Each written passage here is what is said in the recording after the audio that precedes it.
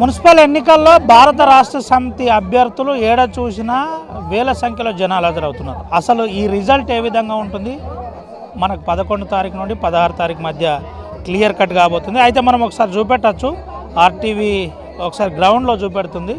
బాల్క సుమన్ అటు కేతనపల్లి కావచ్చు, ఇటు చెన్నూరులో ప్రచారాల్లో వేల సంఖ్యలో పబ్లిక్ హాజరవుతున్నారు.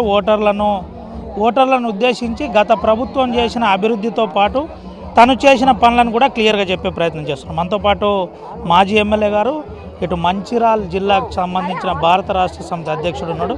అన్నతో మాట్లాడిద్దాం. ఎట్లుంది కాంగ్రెస్ పార్టీ 3వ సంవత్సరం పరిపాలన, వాళ్ళు ప్రజల్ని ఏ రకంగా ఆనాడు నమ్మించి ఓట్లేయించుకొని మోసం చేసిరు అనేటటువంటి విషయాల్ని ప్రజలకు వివరించి చెప్తా ఉన్నాం.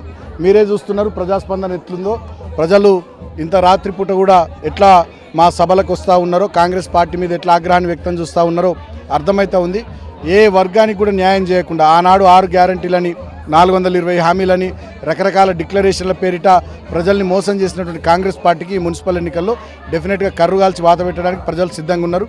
అందుకని ఇవాళ చెన్నూరు కానీ, కేతన్పల్లి కానీ, ఇతర మున్సిపాలిటీల్లో పోలీసులను వాడుకుంటూ మందు విచ్చలవిడిగా వంచుతూ, డబ్బు వంచుతూ ఓటర్లను ప్రలోభాలకు గురి చేసే ప్రయత్నం చేస్తూ ఉన్నారు. బట్ ఫెయిర్గా ఎలక్షన్ జరిగితే డెఫినెట్గా కాంగ్రెస్ పార్టీ కావడం ఖాయం. ఎట్లుందన్న, అంటే ఇప్పటికే మీరు సర్వేలు చేపిస్తున్నారు, కేతనపల్లి ఒక క్లారిటీ వచ్చిందని అంటున్నారు. చెన్నూరు పరిస్థితి ఏంటి, ఎట్లుంది? డెఫినెట్గా చెన్నూరు, కేతన్పల్లి 2 మున్సిపాలిటీలు మేము గెలుస్తామని నమ్మకం ఉంది. ఇక్కడ గెలిచినటువంటి మంత్రి గారు 2 సంవత్సరాలుగా ఈ ప్రాంతాన్ని ఏం పట్టించుకోలేదు. ఇప్పుడేదో కంకర కుప్పలు పోసి, ఉసుకే కుప్పలు పోసి, శిలాఫలకాలు పెట్టి 4 పనులు చేస్తున్నట్టుగా బిల్డప్ ఇస్తున్నారు తప్ప ఏం చేయలేరు. జనాల్లో కూడా కోపం ఉంది, కనబడుతుంది అది. కాబట్టి మున్సిపాలిటీలు 2 కూడా, చెన్నూరు, కేతన్పల్లి 2 గెలుచుకుంటాం. ఎట్లుంది హరీష్ రావు వచ్చి ప్రోగ్రామ్ అనంతరం? డెఫినెట్గా కేతన్పల్లి మున్సిపాలిటీలో సిపిఐ మేము ఇద్దరం కూడా కలిసి పోటీ చేస్తున్నాం. అక్కడ సింగరేణిలో జరుగుతున్నటువంటి మోసాలు, అన్యాయాలు, కుంభకోణాలు, కార్మిక వ్యతిరేక విధానాలు నచ్చక ఏఐటీసీ కానీ, సిపిఐ కానీ కేతన్పల్లిలో మాతో కలిసిండ్రు. డెఫినెట్గా కేతన్పల్లి మున్సిపాలిటీలో మంచి మేయాటితో మేము గెలుస్తాం. మొన్న హరీష్ రావు గారి సమావేశం కూడా వేలాది మందితో బ్రహ్మాండంగా జరిగింది. అద్భుతమైనటువంటి ప్రజాస్పందన ఉంది. ఖచ్చితంగా 2 మున్సిపాలిటీలు గెలుస్తామనే నమ్మకం నాకు ఉంది. అధ్యక్షుడిగా చివరిగా మీ మున్సిపాలిటీలో బెల్లంపల్లి, మంచిర్యాల కార్పొరేషన్, మీ 2 మున్సిపాలిటీలో ఏం చెప్తారు ఈ ఓటర్లను ఒకటే ఆలోచించమని కోరుతా ఉన్నాం. 3 సంవత్సరాల కాంగ్రెస్ పాలన ఒకసారి మనము నమ్మి ఆశపడి అటు ఓటేసి మనం 3 ఏళ్ల నుంచి చూస్తున్నాం కాంగ్రెస్ పార్టీ చేస్తున్న మోసాలు.